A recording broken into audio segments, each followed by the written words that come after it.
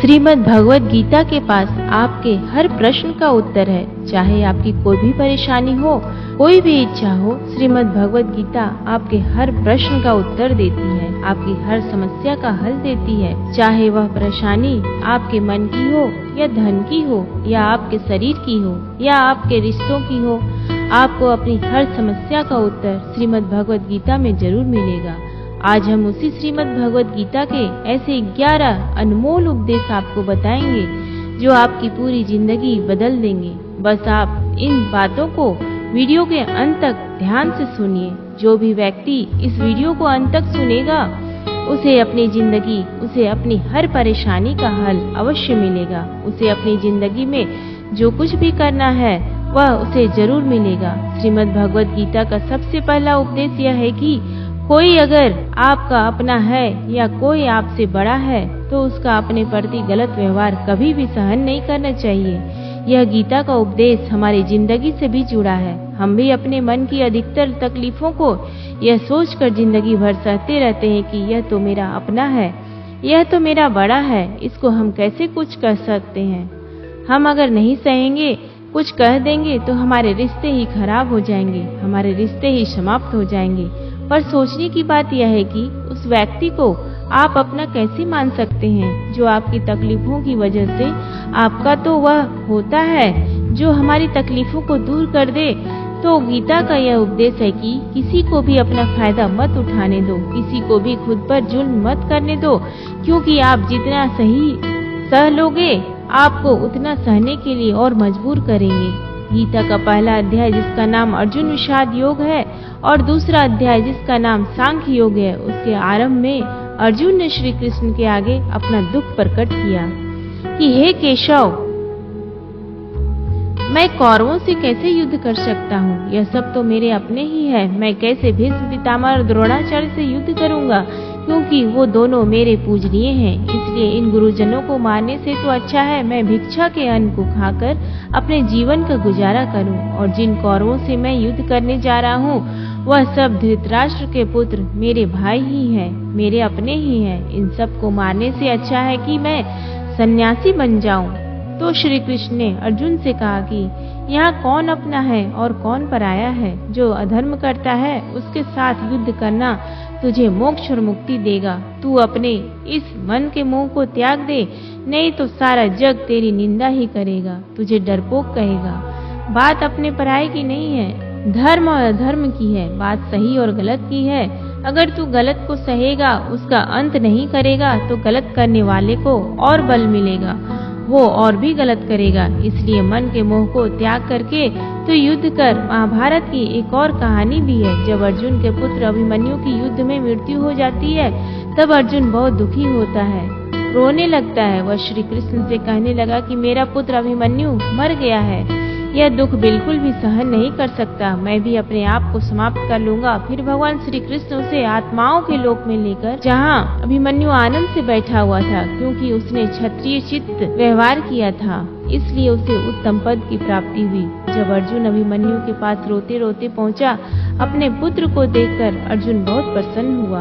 उसे गले से लगाकर कहने लगा कि हे पुत्र, तेरे बिना तो मैं जी ही नहीं सकता, मैंने तो अपने जीवन की आशा का ही त्याग कर दिया है। तो अभिमन्यु कहने लगा कि आप कौन है?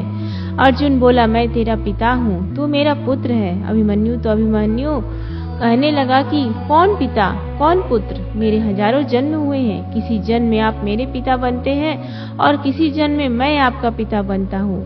आत्मा का ना कोई माता होता है और ना ही कोई पिता होता है। जब अर्जुन ने देखा कि मेरा पुत्र मुझे पहचान भी नहीं पा रहा है, तो उसका सारा मोह खत्म हो गया। इसलिए गीता के उस उपदेश को ठीक से समझ लो कि यहाँ कोई अपना पराया नहीं है। जो बुरे वक्त में, तकलीफ के वक्त में हमारा साथ दे, सिर्फ वही हमारा अपना है, बाकी सब पराये हैं। गीता का दूसरा उपदेश यह है कि जो चला गया कभी उसका दुख मत करो, जो आने वाला है उसकी बिल्कुल भी चिंता मत करो। जब महाभारत का युद्ध चल रहा था, तब अर्जुन ने श्री कृष्ण से कहा कि अगर यह युद्ध हुआ तो करोड़ों लोग मारे जाएंगे। जो सैनिक और योद्धा इस युद्ध में मारे जाएंगे, उनकी स्त्रियों का क्या होगा? समाज कैसे आगे बढ़ेगा? और भी बहुत सी बातें अर्जुन ने विस्तार से कही। तो भगवान श्री कृष्ण ने कहा, अर्जुन तू बड़ी बड़ी ज्ञानियों जैसी बातें करता है, लेकिन जो सच में ज्ञानी होता है वो लोग मर चुके हैं, जा चुके हैं या एक दिन जाने वाले होते हैं। उनकी चिंता नहीं करता है, उनका दुख नहीं करता। तेरे हाथ में कुछ भी नहीं है, तू चाहकर भी कुछ कंट्रोल नहीं कर सकता। जीवन और मरण यह तो प्रकृति की नियति है। इसीलिए जो ज्ञानी होता है वह किसी के मरने पर भी रोता नहीं है। ज्ञानी जन ना ही बीते हुए कल का शोक करते हैं और ना ही आने वाले कल की चिंता करते हैं। इसलिए जो होने वाला है वह होकर ही रहता है और जो नहीं होने वाला है वह कभी नहीं होगा। ऐसा निश्चय जिसको समझ में आ जाता है, जिसकी बुद्धि में आ जाता है, उसे कभी कोई चिंता नहीं सताती, कोई दुख नहीं सताता। हमारे सारे दुखों का कारण ही यही है, या तो हम जो वक्त गुजर चुका है उसे सोच सोचकर परेशान होते रहते हैं, यहाँ भविष्य की चिंता कर करके खुद को बीमार कर लेते हैं, नष्ट कर देते हैं। गीता का ज्ञान हमें यही सिखाता है कि ना तो हम बीता हुआ कल बदल सकते हैं और ना ही आने वाले कल पर कंट्रोल कर सकते हैं। हमारे हाथ में सिर्फ वर्तमान है, सिर्फ आज का ही पल है। हमारा शरीर पर तनाव और चिंताएं भूतकाल और भविष्य काल के बारे में सोचते रहने से होता है। हमेशा उसी में ही जीते रहते हैं, मगर वर्तमान में कभी नहीं जीते। इस पल को कभी नहीं जीते। जब आप वर्तमान का पूरा आनंद लेना सीख जाओगे तभी आपकी जिंदगी में तनाव कम होगा, चिंताएं खत्म होगी। वर्तमान में जीना एक बहुत बड़ी उपलब्धि है। हमारे हाथ में भी सिर्फ आज का ही पल है। हमें जो भी करना है आज ही करना है। कभी भी यह सोचकर समय को नष्ट नहीं करना चाहिए कि अभी मेरे पास बहुत समय बचा है। एक गुरुजी ने अपने एक शिष्य के पास पारस का पत्थर दिया। उनका वह शिष्य बहुत आलसी था, हर काम को कल पे टाल देता था। तो गुरुजी ने उसे कहा कि मैं तुझे यह पारस का पत्थर दे रहा हूँ। इस पारस पत्थर से जब तू लोहे को स्पर्श कराएगा तो वह लोहा स्वर्ण बन जाएगा, सोना बन जाएगा। और यह पारस पत्थर मैं तुझे 1 महीने के लिए दे रहा हूँ। जब 1 महीना समाप्त हो जाएगा मैं तुझसे यह पत्थर वापस ले लूंगा।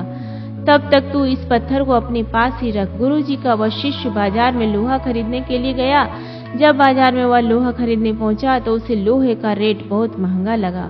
उसने कहा, थोड़ी दिन तक रुक लेता हूँ, जब लोहे का रेट कम हो जाएगा। पर उसकी बुद्धि में यह बिल्कुल नहीं आया कि इस लोहे को मैं सोना बनाकर बहुत अधिक धन कमा सकता हूँ। लेकिन उसके मन की सुस्ती, उसके मन का आलस्य, उसकी वजह से उसने उस काम को कल पे टाल दिया। ऐसा ही करते करते पूरा महीना समाप्त हो गया। फिर गुरुजी उस शिष्य के पास आए और पूछा, तुमने कितना सोना बनाया? शिष्य बोला कि मैंने तो अभी तक सोना बनाना शुरू भी नहीं किया। तो गुरुजी ने कहा, मुझे मेरा वह पारस पत्थर वापस चाहिए। शिष्य बोला कि नहीं, मुझे थोड़ा और वक्त दीजिए, मैं थोड़ा सोना बनाना चाहता हूँ। गुरुजी ने कहा, ये पारस पत्थर पूरा 1 महीना तेरे पास था पर तू कुछ नहीं कर पाया, लेकिन अब समय समाप्त हो चुका है। ऐसे ही यह हमारा जीवन है, हमारी जिंदगी है और यह समय ही पारस पत्थर है। हम समय के एक एक पल से अपने जीवन को सोना बना सकते हैं, लेकिन हमें यह लगता है कि हमारे पास बहुत समय बचा है। चाहे एक दिन जिंदगी को जी लेंगे,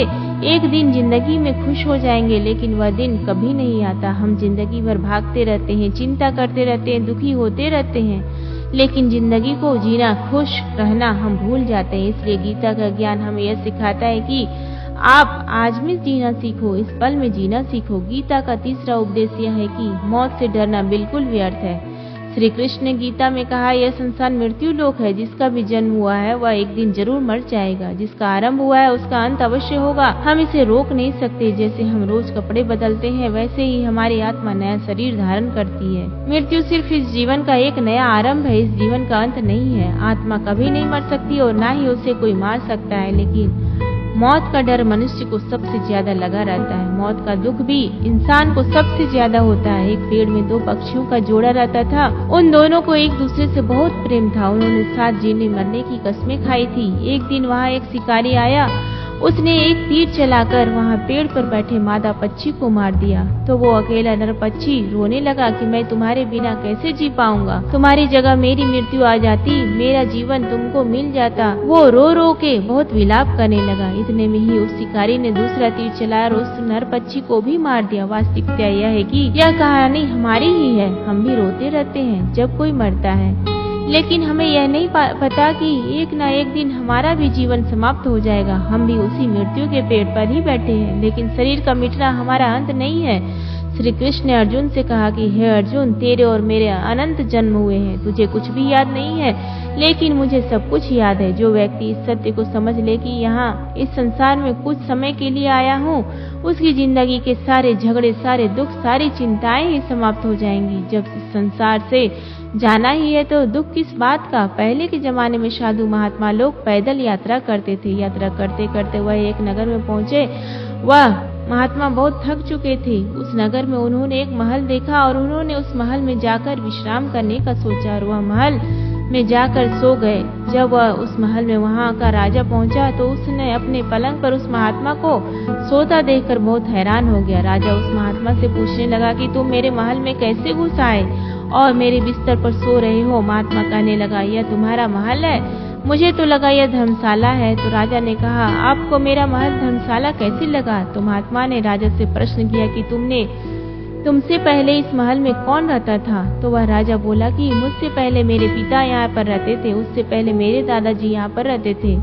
महात्मा ने फिर प्रश्न किया कि क्या तुम इस महल में हमेशा रहोगे या तुम्हारे बाद कोई और रहेगा? तो राजा कहने लगा कि मेरे बाद मेरा पुत्र इस महल में रहेगा। तो महात्मा राजा से कहने लगे कि जिस तरह जगह पर रहने वाले बार बार बदल जाते हो, उसे घर कैसे कह सकते हैं? वह तो धर्मशाला ही है। इसलिए तेरे महल को धर्मशाला समझकर मैं इसमें रात बिताने के लिए आ गया। धर्मशाला जान, जग को जीव सब मेहमान है, मोह किससे मत करो, सब स्वप्न का समान है। यदि हम भी इस बात को समझ ले कि हम यहाँ कुछ समय के लिए आए हैं, आनंद करने के लिए आए हैं, कुछ रहने के लिए आए हैं, तो हमारे सारे दुख ही समाप्त हो जाएंगे। जब हम अपना मोह यहाँ जमा कर लेते हैं, अपना दावा यहाँ जमा लेते हैं कि यह मेरा है, इसे मैं छोड़ नहीं सकता, इसके बिना मैं जी नहीं सकता, तो हमारे जीवन दुखों से भर जाता है। इसलिए जीवन में मृत्यु का भय त्याग करके जीवन का प्रतिपल आनंद लेना चाहिए। गीता का चौथा उपदेश, मन और विचारों को कंट्रोल किए बिना जीवन में कभी शांति और सुकून मिलने वाला ही नहीं है। अर्जुन ने श्री कृष्ण से कहा कि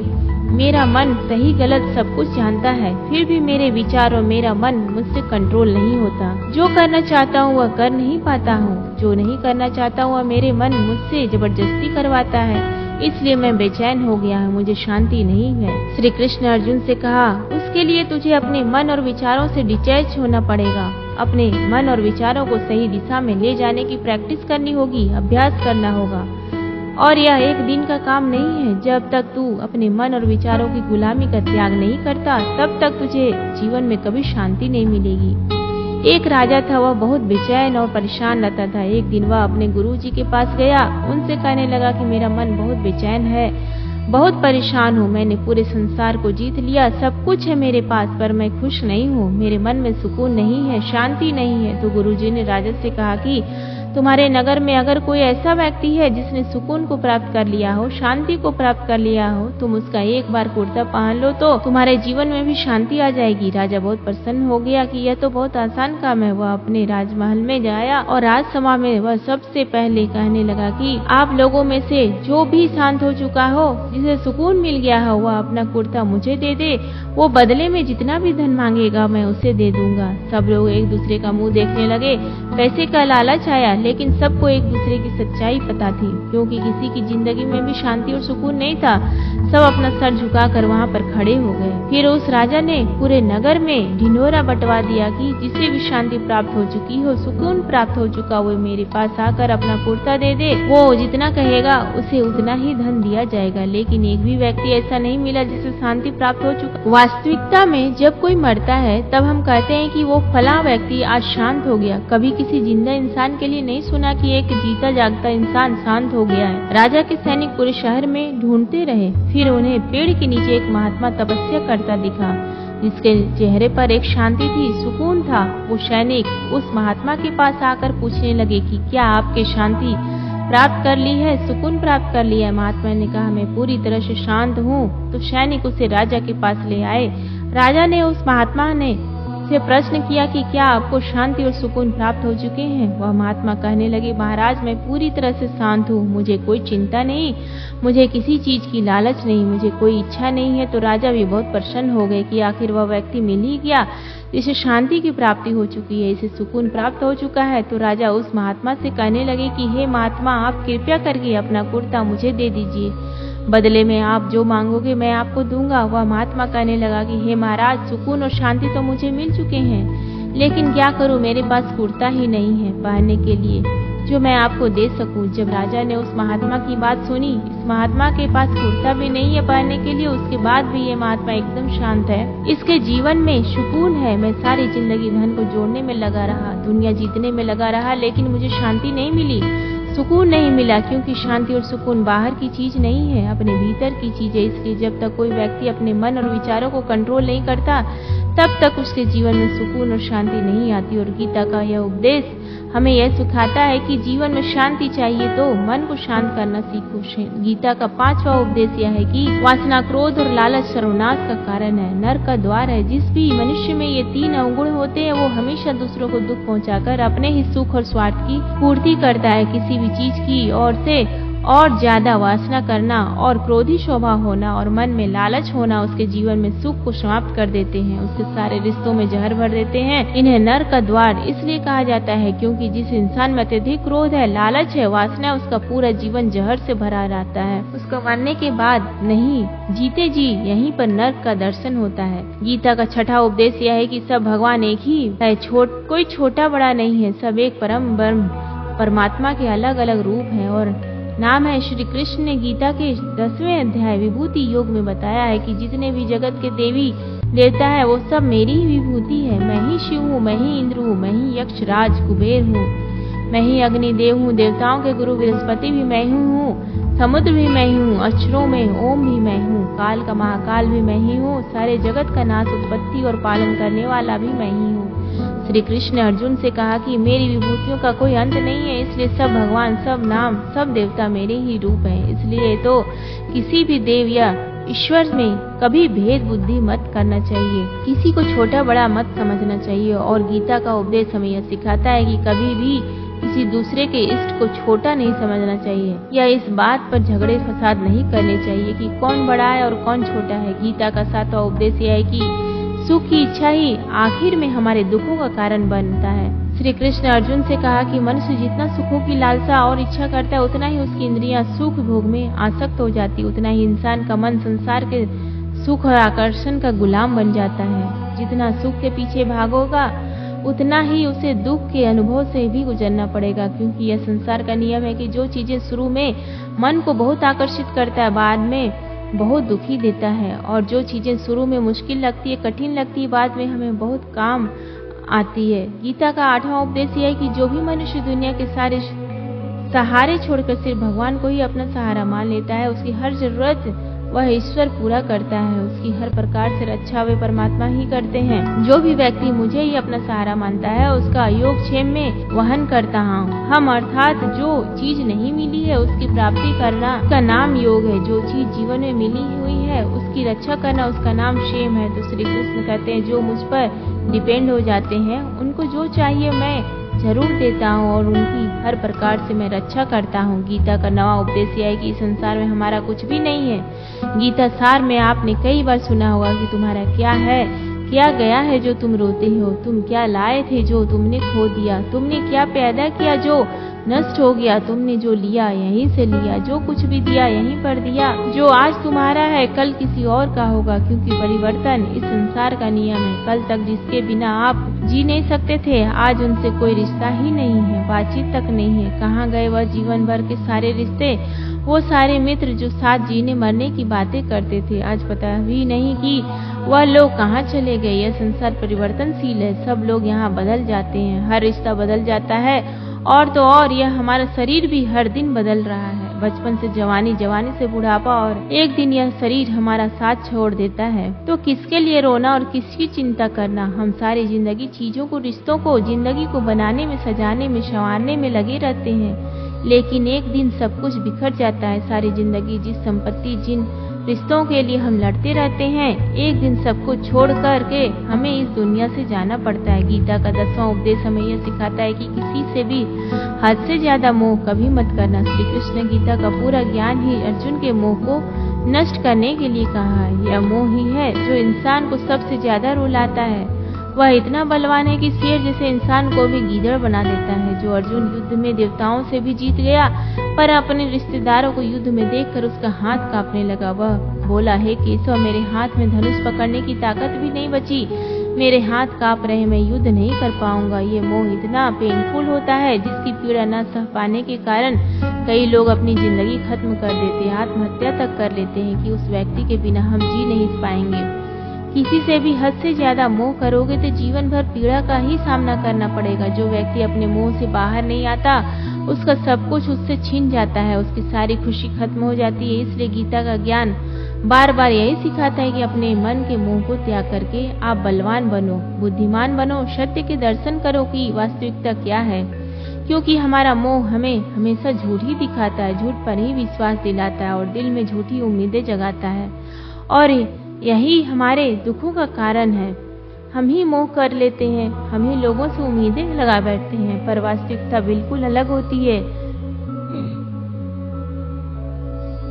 लोग वैसे नहीं होते जैसे हम मान लेते हैं, जैसा हम समझ लेते हैं। क्योंकि मोह के कारण हमें सच्चाई दिख नहीं पाती, लोगों का असली चेहरा नहीं दिख पाता। इसलिए गीता का उपदेश हमें यह सिखाता है कि जीवन में अगर आनंद और प्रसन्नता से रहना है तो किसी से भी हद से ज्यादा मोह कभी मत करना। गीता का 11वां उपदेश यह है कि इस दुनिया में अगर आए हो तो दुख तो मिलेगा ही मिलेगा, दुख से कभी घबराना मत, दुख से कभी डरना मत। श्री कृष्ण ने गीता में कहा है कि यह संसार दुखाल अमशाश्वत है, अर्थात यह संसार दुखों का घर है। जिसे औषधालय में औषधि मिलता है, पुस्तकालय में पुस्तकें मिलती है, चिकित्सालय में चिकित्सा होती है, वैसे इस संसार को भी श्री कृष्ण ने एक नाम दिया है, दुखालय, जहाँ पर दुख मिलता है। जो दुख तो यहाँ पर हर किसी के जीवन में आता है, लेकिन अगर दुख आया है तो सुख भी आएगा। इसलिए दुख से कभी डरना नहीं चाहिए, क्योंकि यह संसार दुखालय भी है और आशावत भी है। आशास्वत का मतलब यही होता है कि यहाँ परमानेंट कुछ भी नहीं है, यहाँ सब कुछ बदल जाता है। कुछ दुख सुख में बदल जाता है और सुख दुख में बदल जाता है, सम्मान अपमान में, अपमान सम्मान में बदल जाता है, खुशी दर्द में और दर्द खुशी में कभी भी बदल जाती है, जीत हार में, हार जीत में। यहाँ कभी भी कुछ भी बदल सकता है, कुछ भी परमानेंट नहीं है, ना ही हम परमानेंट है, ना ही हमसे जुड़ी कोई चीज यहाँ पर परमानेंट है। क्योंकि यह संसार आशास्वत है, शाश्वत नहीं है, अशाश्वत है, शाश्वत नहीं है। यहाँ सब कुछ बदलने वाला है, यहाँ कुछ भी परमानेंट नहीं रहेगा, तो आपका दुख भी परमानेंट नहीं रहेगा। इसलिए दुख से कभी भी डरना नहीं चाहिए। गीता का यह उपदेश हजारों साल पुराना है, लेकिन आज भी नए से नया है। पूरे विश्व में गीता को सबसे ज्यादा पढ़ा गया और सबसे कम समझा गया। श्रीमद् भागवत गीता का यह उपदेश अगर कोई व्यक्ति ठीक से समझ ले और उसे अपनी जिंदगी में उतार ले तो यह पक्की बात है, वो अपनी जिंदगी में जो चाहे वह हासिल कर सकता है। अपने जीवन की हर समस्या का वह एक पल में बाहर आ सकता है। श्रीमद् भागवत गीता के इस दिव्य उपदेश को हमें बार बार सुनना चाहिए, हर रोज सुनना चाहिए। जब भी जीवन में कोई चिंता या परेशानी आए तो एक बार इस उपदेश को जरूर सुन लेना और मन में यह विश्वास रखना कि गीता का यह उपदेश आपकी जिंदगी की हर परेशानी में आपको राह अवश्य दिखाएगा।